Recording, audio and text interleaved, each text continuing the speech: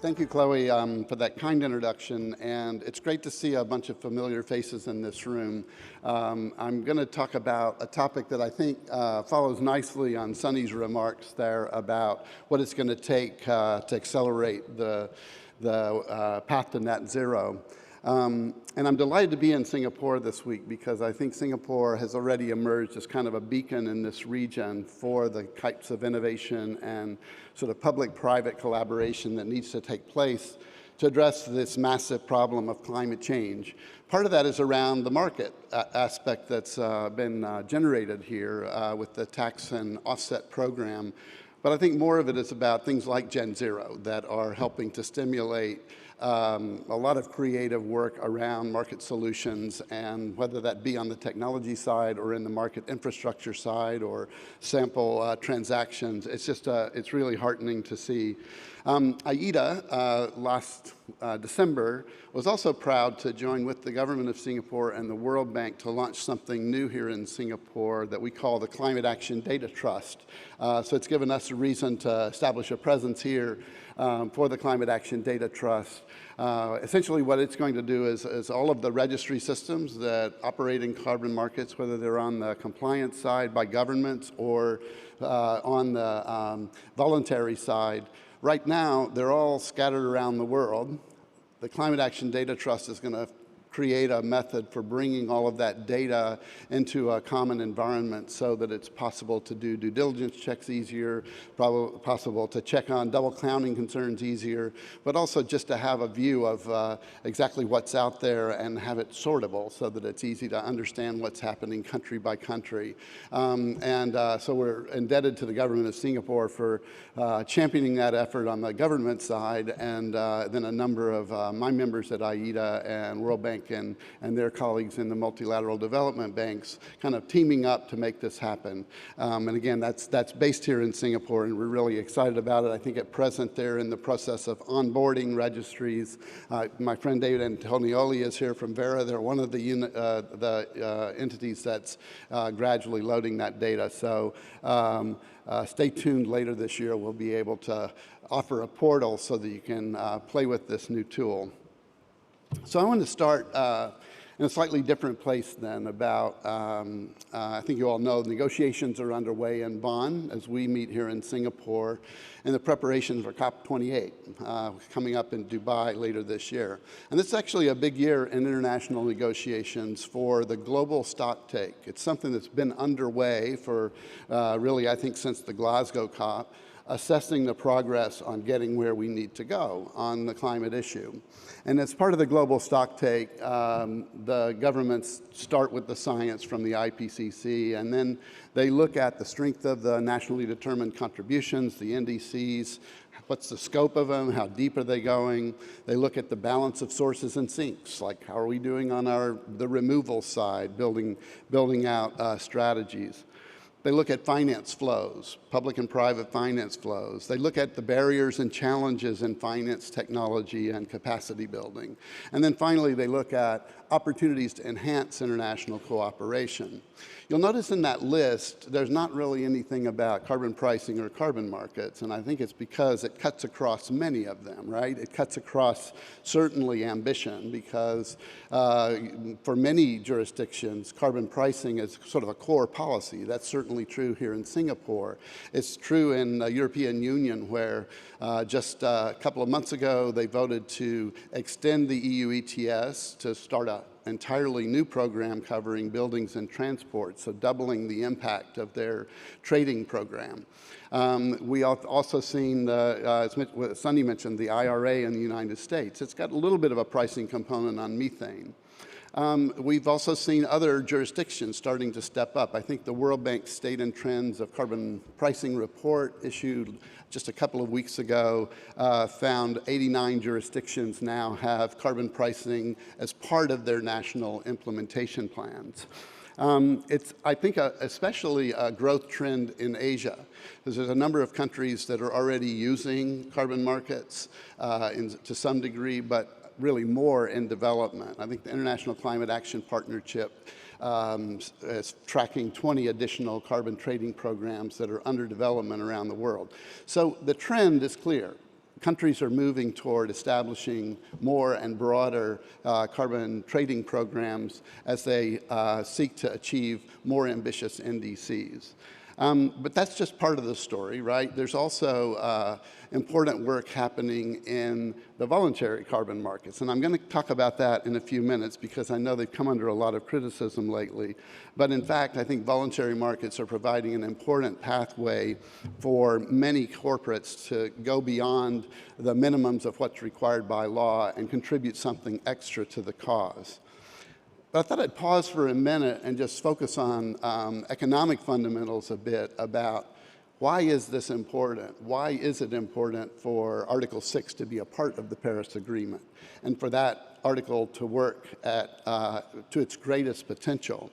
And this is something that we at IETA have studied greatly over the last 4 years, really, in collaboration with one of the US national laboratories, the Pacific Northwest National Lab, that's oddly housed at the University of Maryland on the East Coast.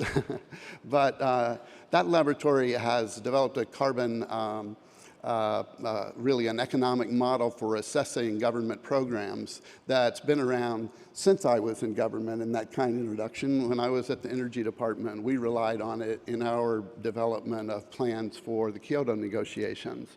And it's a model that can assess the potential benefits of cooperation. And essentially what the researchers did was to plot out all of the existing NDCs and the newer enhancements to see if you converted them into carbon prices and you extended them into the future, what would they look like? What would they cost? How effective would they be?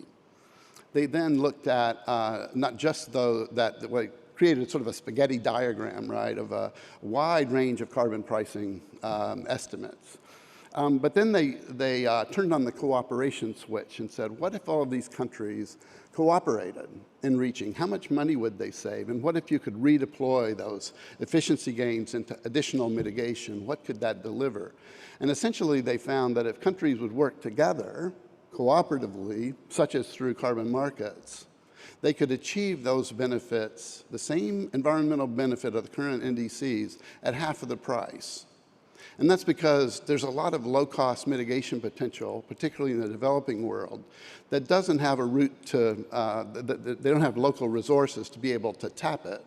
So if an international market would accept those units for compliance, they could bring a lot more mitigation to the table. And certainly sitting in Singapore, looking around the region, you're well aware of some of that potential, particularly in nature-based solutions. The researchers then looked at a second piece of it, of what if that capital's redeployed, and it's not just a cost-saving thing, but it's actually an ambition thing. And there they found that you could double the impact. You could achieve twice as many reductions for that same investment. So you can think about it as cutting costs or about creating more resources to achieve even greater ambitions. And I think that's the power of Article 6. It really is unleashing that kind of a competitive model that enables business to really get into the game at scale. We've seen this operate sort of in micro examples in certain US states or in the European Union or certainly in the Kyoto era. We all got a little bit of a taste of it. But if we're going to really get where we need to go on climate change, we need to make Article 6 work as efficiently as possible. So you won't hear much about this in the global stocktake, right? But as you hear the global stocktake, step back and think about some of the lessons and are we really making the progress that we need to make?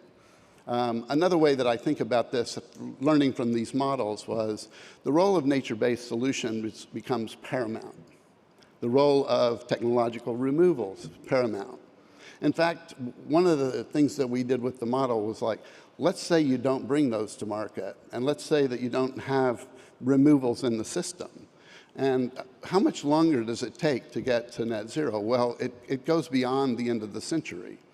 In fact, the model would just spin. It wouldn't give a result. You can't get to the level of reduction required in the time allowed without use of those technologies and natural approaches. So as I look at it and I think about the global stocktake, what I kind of wanted to tee up for the panel to discuss in a few minutes is really, when I think business people look at the efforts on climate change, if there's not a pricing system, or if there's not means of international cooperation, like partnerships between countries where units can move across international borders, and if there's not a removal strategy, it's not really a serious plan for getting to net zero in the time allowed. So even though those aren't big ticket items in the global stocktake, I think for the business community, as we approach climate negotiations, these are some of the things that we look for as sort of hallmarks of success. So I want to talk a little bit about the challenges that we're facing in scaling up these types of solutions right now. And part of it is around what the negotiators are doing in Bonn right now. They're trying to breathe life into the new crediting mechanism at a UN level. I think more of the challenges, though, are at a national level of the kind of the policy frameworks that Sunny talked about. What are the frameworks for getting Article 6 deals approved for authorized for international transfer? We're still waiting for those models. I understand we might hear about one this week. Let's see. But these are really important to the pathways for success for the private sector. I'm hoping that by the end of this year, we'll see those negotiators succeed on providing sort of an expedited way for the UN mechanism to start working by approving what types of methodologies will be used. This is getting into kind of the nuts and bolts of how carbon markets work. They'll need to develop their own infrastructure, but it's still a work in progress at UN level. Meanwhile, the country piece of it is also one that I think is critically important for developing countries, especially to have a kind of a game plan for how they're going to approach it, to have the policy infrastructure in place to give authorizations.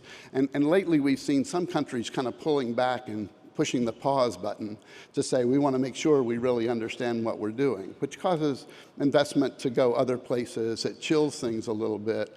And I think again, back to my economic modeling example, one of the things that we learned in those studies was that many of the developing countries that have this excess mitigation have it for a long time into the future. And there's actually a way that by engaging in the market early and attracting investment early, they can be in position to take a more ambitious target in the next round. And then they can do it again and again and again. So it's actually a real engine for them to be able to contribute more to the global effort by engaging the private sector. So I'm expecting these rather ambitious trade lines to start to emerge at a time when we face a lot of headwinds in markets of all kinds. Part of this is a result of the war that's underway in the Ukraine. That's certainly fundamentally changed Europe's approach to dealing with climate change. It's led to expansion and more intensification of European targets, but it also made us kind of wonder, how is this sort of the ripples across energy markets going to relate to how people think about carbon markets as they should expand and create these opportunities for cooperation. And one way of looking at that is, well, is anybody going to want to cooperate with Russia again in terms of emissions mitigation? It's hard to imagine that right now. We ran a modeling scenario about that, and it said, well, with what's happening in Russia, if really the rest of the world will cost a little bit more because there's a lot of low-cost mitigation in Russia. But it really hurts Russia the worst because they lose tremendous amount of investment. It actually helps out some other domestic sellers in the developing world. So other low-cost suppliers like India and Indonesia and China actually could pick up some extra business.